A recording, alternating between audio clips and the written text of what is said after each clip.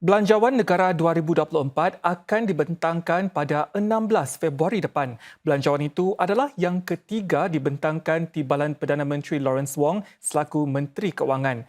Ia akan disiarkan secara langsung menerusi televisyen, radio dan laman belanjawan Singapura.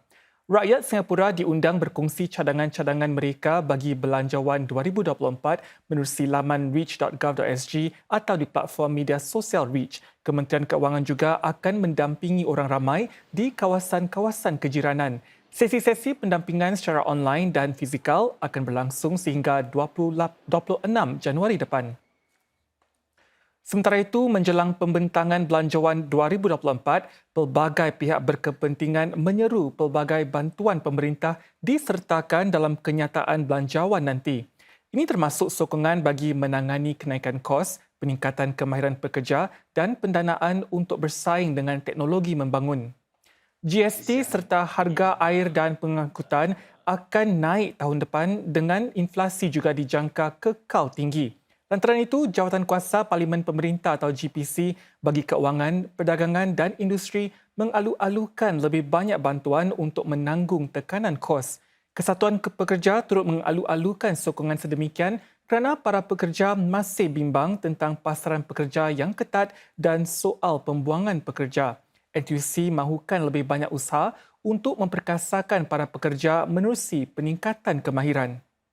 I hope there will be continued heavy dosage of support measures to help Singaporeans household cope with the high cost of living, and in particular to broaden the assistance so that more middle households, families can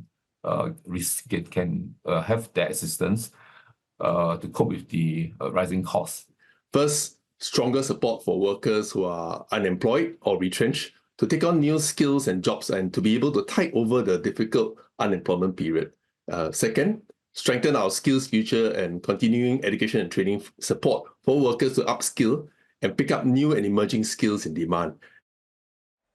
Saudara, sekitar 8% orang dewasa di Singapura pernah terfikir untuk membunuh diri pada suatu ketika dalam kehidupan mereka. Demikian menurut satu kajian Institut Kesihatan Mental atau IMH. Dapatan tersebut menekankan peri pentingnya mengenal pasti risiko membunuh diri serta pencegahan awal.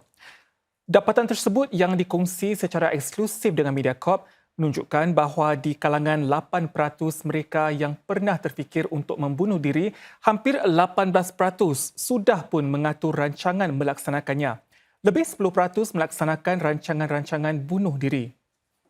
Malah lebih 80% daripada mereka yang melaksanakan tindakan untuk membunuh diri ini melakukannya dalam tempoh setahun. Dan dalam penilaiannya berhubung risiko bunuh diri, kajian IMH ini juga mendapati bahawa penting untuk memantau mereka yang mempunyai sikap-sikap tertentu. Mereka yang mempunyai sejarah gangguan keresahan atau pernah diabai emosinya lebih berkemungkinan cuba membunuh diri.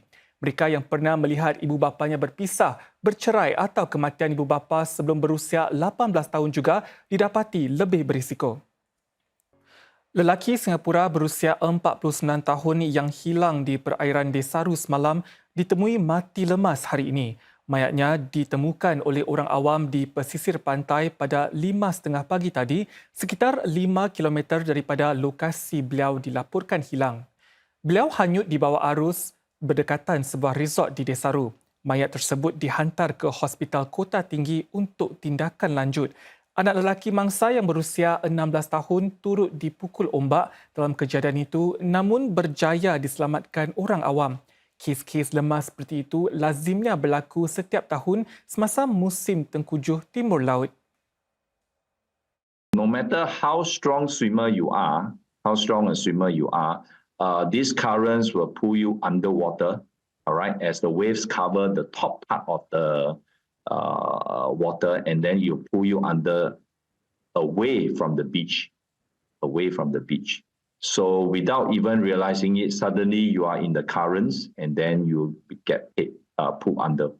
The only way out of this to escape is to swim sideways. Most people want to swim towards the shore because that's a natural instinct. To get out of that hydraulic motion, you have to swim across to avoid this pool and this current that is sucking out towards the open sea.